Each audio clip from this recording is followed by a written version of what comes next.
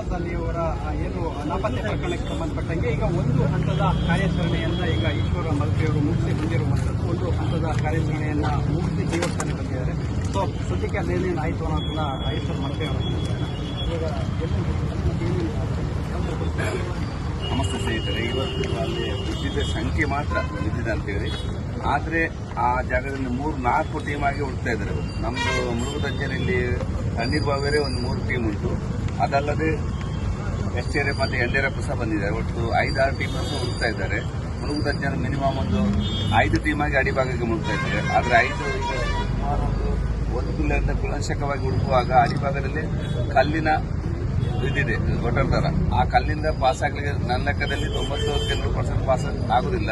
ಆದರೆ ನಾವು ಸುಮಾರು ಒಂದು 100 ಅಡಿ ನಾವು ಕುಲಂಶಕವಾಗಿ ಪರಿಶೀಲಿಸಿದ್ದೇವೆ.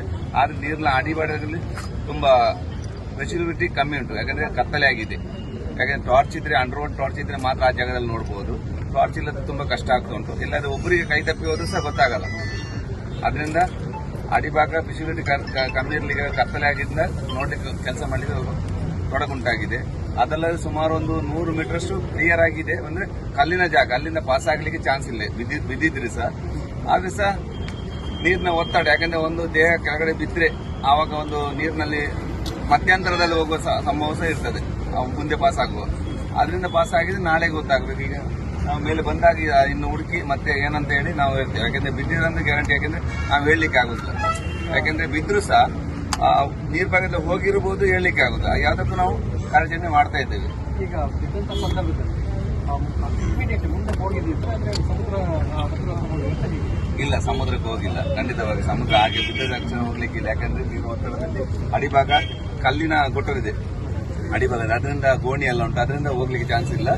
ನೋಡುವ ಹುಡುಕ್ತೇವೆ ನಾವು ಖಂಡಿತವಾಗಿಯೂ. ಯಾಕೆ ಬಿದ್ದರೆ ಅಡಿಭಾಗ ಸಿಕ್ಕಿದ್ರೆ ಸಿಗ್ತದೆ ಖಂಡಿತವಾಗಿ. ಕಂಬಿ